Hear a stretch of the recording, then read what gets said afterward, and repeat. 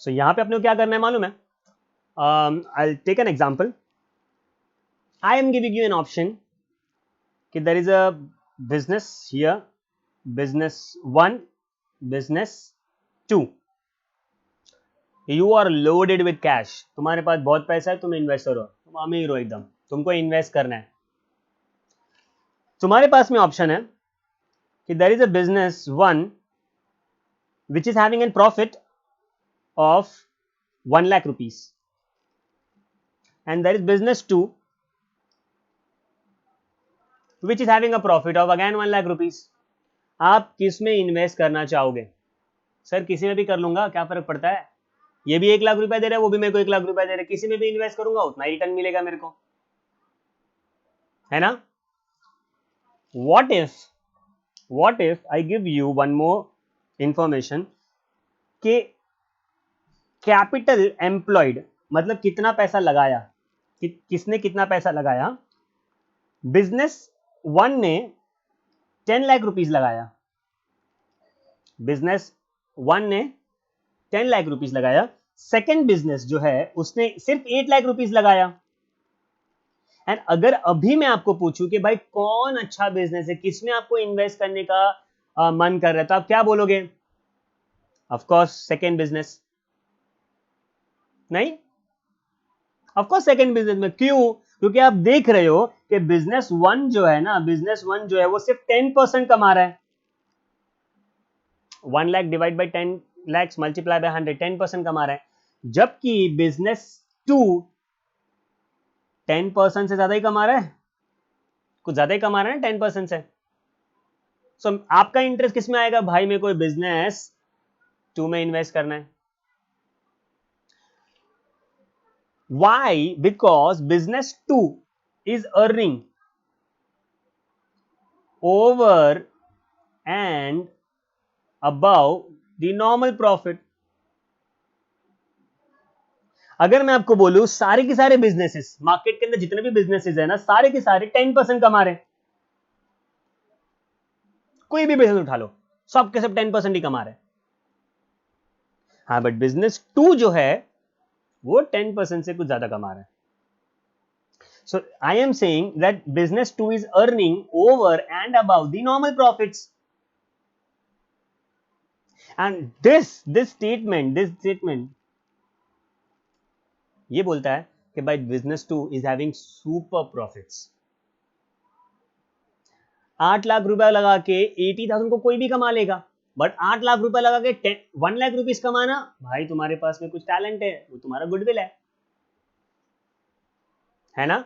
अच्छा, अभी गुडविल का अमाउंट क्या है अपने को वो देखना है. ठीक है, चलो अभी देखते हैं.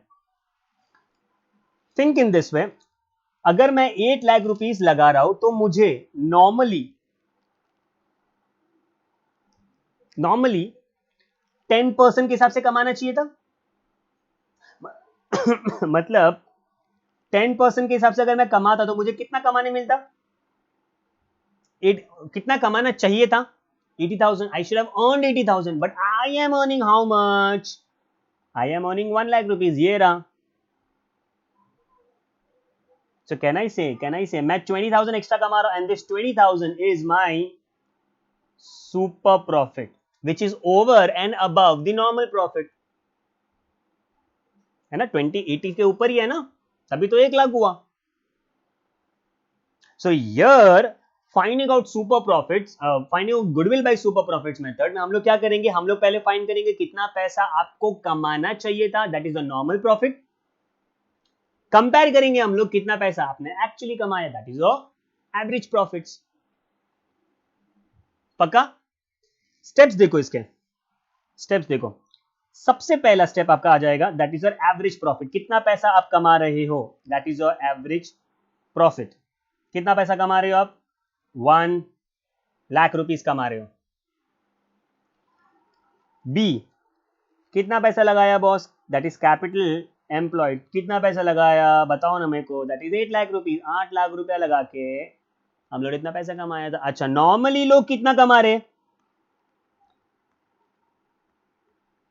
नॉर्मली लोग कितना कमा, that is normal rate of return, NRR, normal rate of return. Normally लोग सर है ना, सब लोग 10% ही कमा रहे हैं। तो मैं आपको पूछूंगा कि मुझे कितना कमाना चाहिए था, that is the normal profit. मतलब क्या मालूम है, 8 लाख रुपीस लगा के मुझे 10% के हिसाब से मुझे भी कमाना चाहिए था ना 80,000। बट मैं क्या कर रहा हूं, नेक्स्ट मैं कुछ एक्स्ट्रा कमा रहा हूं। कितना एक्स्ट्रा कमा रहा हूं, that is my super profits. 1 lakh minus 80,000, that is 20,000. So what is my super profits? It is 20,000. Pakka. This is my goodwill amount. According to what method? Super profits method. अच्छा, कभी कभी अपने को है ना कुछ और इंफॉर्मेशन भी देता है। वो क्या बोलता है कि नंबर ऑफ इयर्स परचेज। ये आपको मैंने अभी पढ़ाया था एवरेज मेथड में, is 2 years. Number of years purchase how much? 2 years.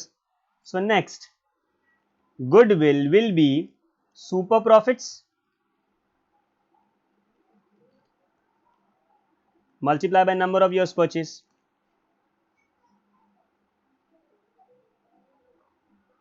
Multiply by number of year purchase, which will be equal to 20,000 multiplied by कितना साल, 2 साल है, that is equal to 40,000. So my goodwill will be 40,000. Goodwill will be 40,000 according to super profits method. ये steps है, F तक जाना है मेरे को, याद हो गया मेरे को। First average profit, second capital employed, इतना पैसा लगाना चाहिए था, इतना पैसा लगाया। Third NRR, multiply B and C, आपको मिल जाएगा कितना पैसा आपको कमाना चाहिए था, दैट इज नॉर्मल प्रॉफिट। अभी यहां पे यो ए एंड डी माइनस कर दो, 1 लाख रुपया कमाया, 80 कमाना चाहिए था, कितना एक्स्ट्रा कमाया, 20, that is your super profits.